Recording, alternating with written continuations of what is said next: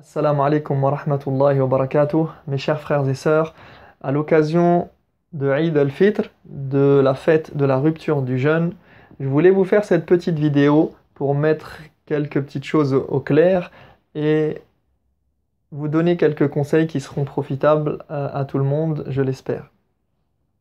Premièrement, à partir de la fin du Ramadan, c'est-à-dire dès l'appel à la prière de la rupture du jeûne de ce soir, pour la prière de Al-Maghrib, nous entrons dans le mois de Shawwal et il est recommandé de faire At-Takbir, de prononcer la formule de glorification d'Allah en disant Allahu Akbar. Alors il y a plusieurs manières de la dire, mais vous pouvez dire par exemple Allahu Akbar, La ilaha illallah, Allahu Akbar, Walillahi alhamd. Et ce, jusqu'au moment où nous allons faire la prière de l'Eid demain matin, Inch'Allah ta'ala. Donc, à partir du Maghrib jusqu'à la prière de l'Eid, il est recommandé de faire At-Takbir, de dire Allahu Akbar. Concernant la prière, deuxièmement, nous allons faire la prière de l'Eid chez nous, à la maison, en famille ou en petits groupes. Et il faut savoir que tout d'abord, la majorité des juristes de l'islam l'autorisent et voire même le recommandent. Alors, comment ça va se passer? Comment la faire? Tout d'abord, on ne fait ni l'appel à la prière, ni l'iqama, ni de sermon. Tout simplement, on ne fait pas de sermon parce que nous ne sommes pas dans les conditions requises pour faire ce sermon. Et le prophète sallallahu alayhi wa sallam, eh bien, il faisait le sermon lorsqu'il allait dans Al-Fada, lorsqu'il se retrouvait à l'extérieur. Éventuellement, cela pourrait se faire dans une mosquée si le besoin s'en faisait ressentir, mais on ne fait pas cela à la maison.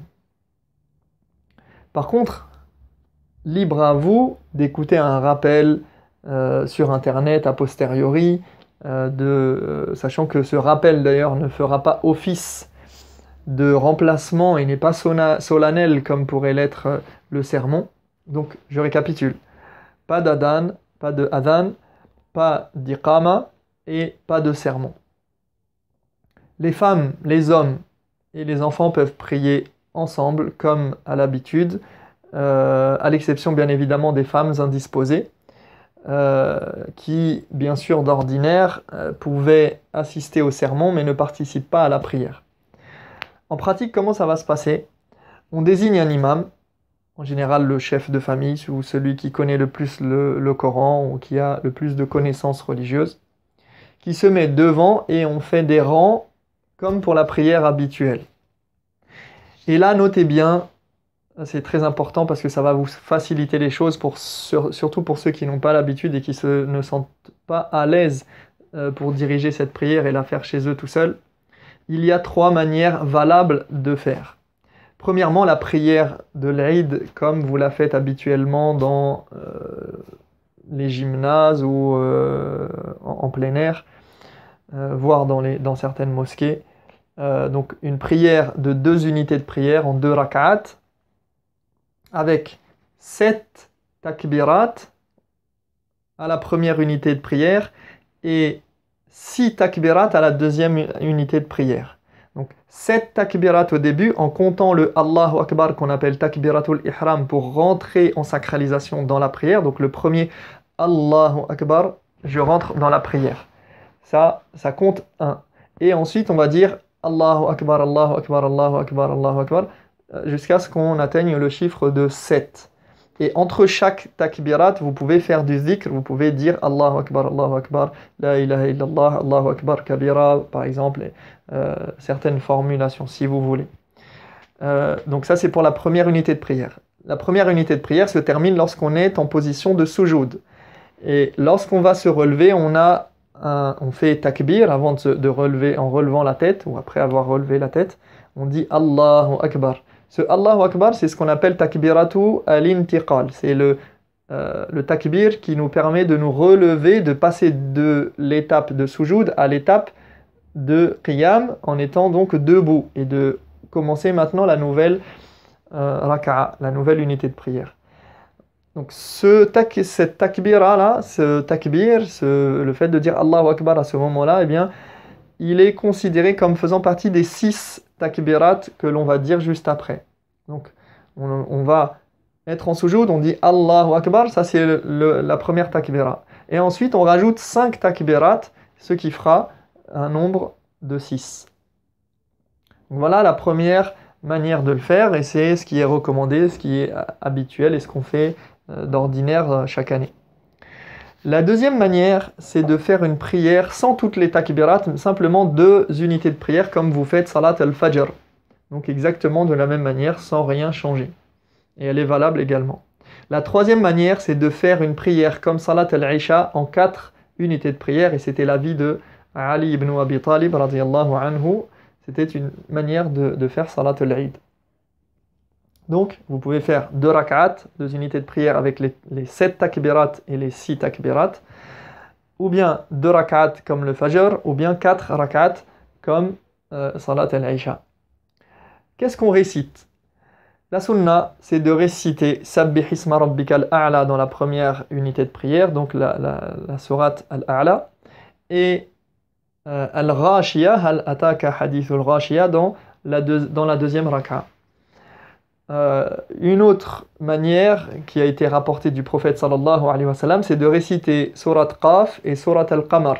Donc surat Qaf dans la première unité de prière et surat al-Qamar dans la deuxième. Mais sinon, si vous ne connaissez pas ces sourates ou vous ne vous sentez pas à l'aise de les réciter, eh bien vous pouvez réciter toute autre sourate qui vous plaira et qui vous facilitera les choses. À quelle heure est-ce qu'on prie? Alors on a une plage horaire qui est assez large pour la prière de Salat al-Eid. Ça commence à peu près au moment du lever du soleil, donc après le shuruq, à environ une quinzaine de minutes, voire 20 minutes. Vous pouvez laisser passer 20 minutes après le lever du soleil. Et ça va jusqu'à au moment où le soleil atteint son zénith, donc Salat al-Dhuhr. C'est-à-dire pour la région parisienne, grosso modo, aux alentours de 6h30, voire un peu plus, et jusqu'à pratiquement 14h, on va dire 13h45. Donc essayez de trouver un moment qui vous satisfera et qui correspondra à votre organisation.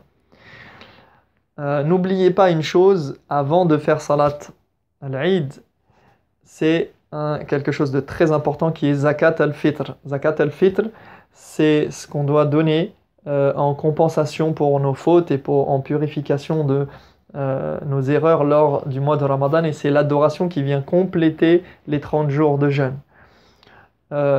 Normalement, elle a été préconisée à être donnée en sa', c'est-à-dire c'est une quantité de nourriture qui équivaut à peu près à 3 kilos, un peu moins de 3 kilos, mais on donne 3 kilos, comme ça on est large, grosso modo, de nourriture. Donc cela peut être des dattes, des lentilles, la nourriture des gens du pays. Comme ils disent, Ghalib Qut al-Balad, donc ce qui est en vogue et ce qui est utilisé comme nourriture de base dans le pays.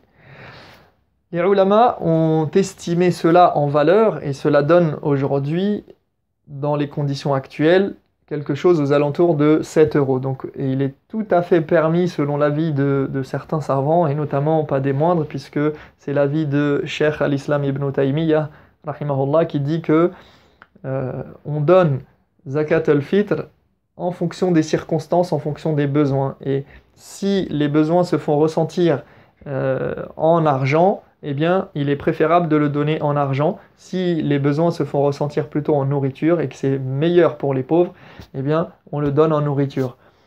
Du coup, ça clôt le débat, et c'est vraiment un avis médian qui est fort et qui est appuyé par les sources et par les textes, et vers lequel abondent de nombreux savants aujourd'hui. Et quoi qu'il en soit, quel que soit notre avis sur la question, de toute façon aujourd'hui, avec la situation dans laquelle nous sommes, eh bien, il est beaucoup plus aisé et voire peut-être impossible de donner Zakat al-Fitr en nourriture. Donc n'oubliez pas de donner zakat al-fitr, même 5 minutes avant de faire la prière. Vous pouvez utiliser un compte, enfin je veux dire par internet, vous pouvez le faire via un transfert de fonds, de compte à compte. Donc c'est très facile et si vous avez oublié, n'oubliez pas de le faire.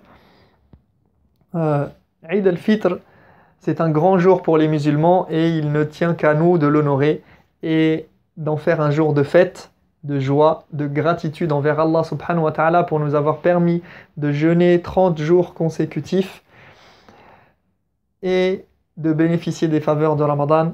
Je vous souhaite à toutes et à tous une très bonne fête. Eidukum Mubarak wa taqabbal Allahu minna wa minkum salih al-a'mal wa ghafara Allahu lana wa lakum wa nasallallahu tabaraka wa ta'ala al-qabul.